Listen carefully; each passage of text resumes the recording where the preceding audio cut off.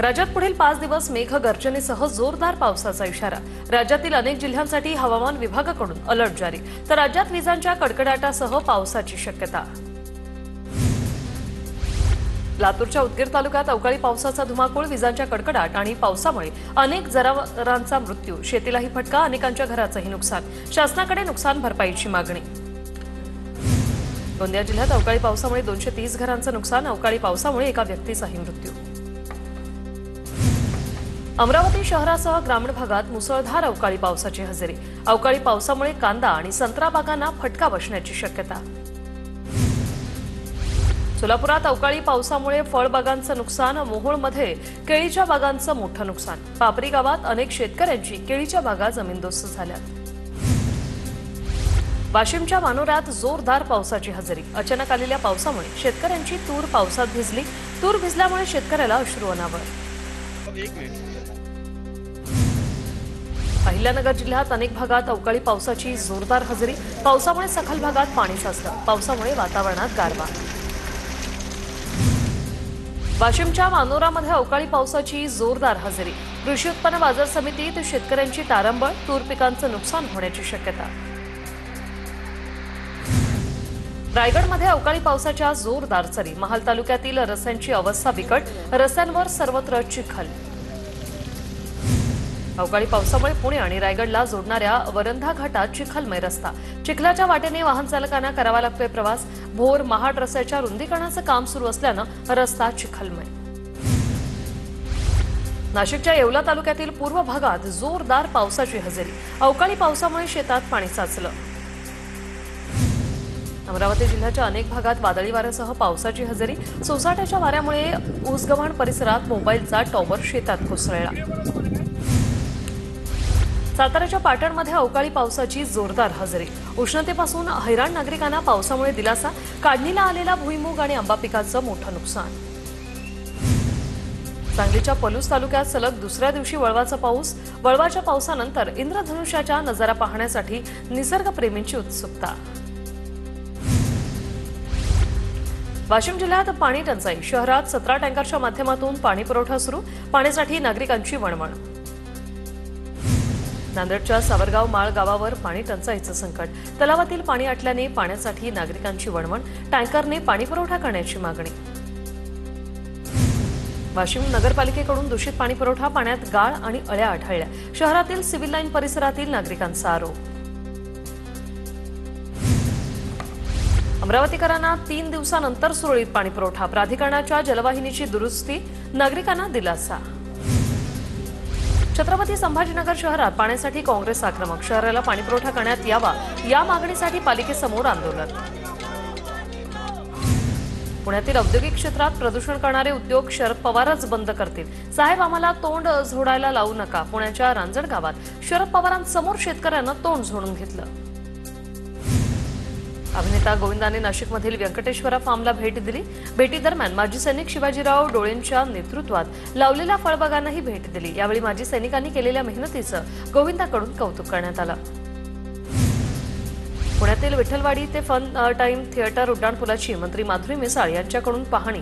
Police आयुक्तांच्या उपस्थितीत उड्डाणपुलाची पाहणी। रस्त्यावरील अतिक्रमण काढण्याच्या मिसाळ यांच्या सूचना।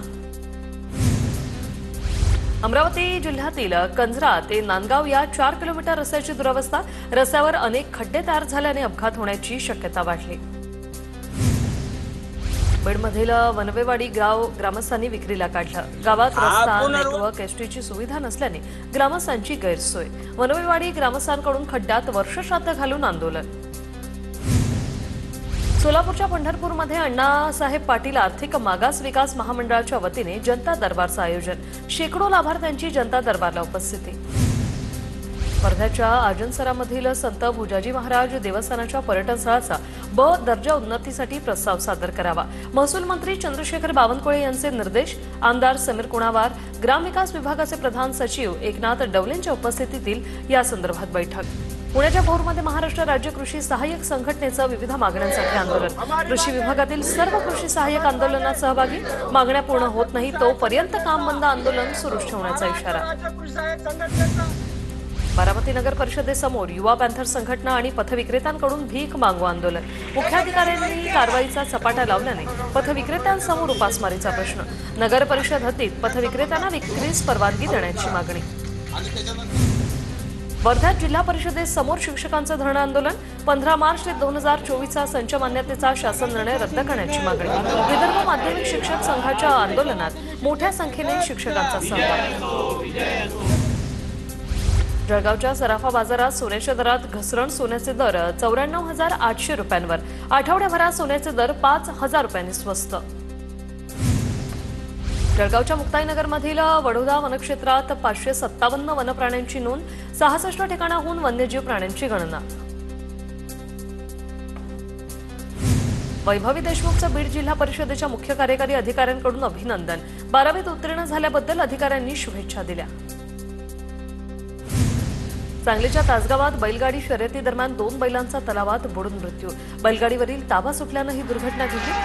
गव्हाण गावात यात्रेनिमित्त बैलगाडा शर्यतीचं आयोजन करण्यात आलं होतं। सोलापूरच्या माळशिरसमधील गिरझणी गावात जवान लक्ष्मण पवार यांचं दुःखद निधन। पश्चिम बंगालमधील बागडोगरा येथे अपघातामुळे मृत्यू। कराडच्या यशवंत बँकेत आर्थिक घोटाळा झालेला नाही। राजकीय नेत्यांना हाताशी घेऊन कर्ज बुडवण्याचा खटाटोप। बँकेचे माजी चेअरमॅन शेखर चरेगावकर यांचं स्पष्टीकरण। भाजप खासदार मेधा कुलकर्णींनी केले होते आरोप। अकोल्यात सलग दुसऱ्या दिवशी आयकर विभागाची ज्वेलर्समध्ये चौकशी। पूनम ज्वेलर्स, प्रकाश, ईशा आणि एकता ज्वेलर्सच्या मालकांची आयकर विभागाकडून चौकशी। तुळजाभवानी मंदिरात गैरप्रकार करणाऱ्या पुजाऱ्यांवर कारवाई। पुजाऱ्यांवर मंदिर संस्थानाकडून मंदिर बंदीची कारवाई। 6 महिन्यात 12 पुजाऱ्यांवर मंदिर बंदीची कारवाई केल्याची माहिती। गावठी पिस्तूल हाताळताना चुकून गोळी सुटल्याने तरुण गंभीर जखमी। जळगावातील शिवाजीनगरमध्ये घडली घटना। तरुण कारमध्ये जात असताना बंदूक हातात होती। दरम्यान ही घटना घडली। नजीम पटेल या जखमी तरुणावर उपचार सुरू। अमरावतीच्या जोलापूरमध्ये घरावरील 11 केव्ही वीज वाहिनीचा 7 वर्ष चिमुकल्याला जबर शॉक। प्रकृती चिंताजनक असल्याने चिमुकल्यावर खासगी रुग्णालयात उपचार।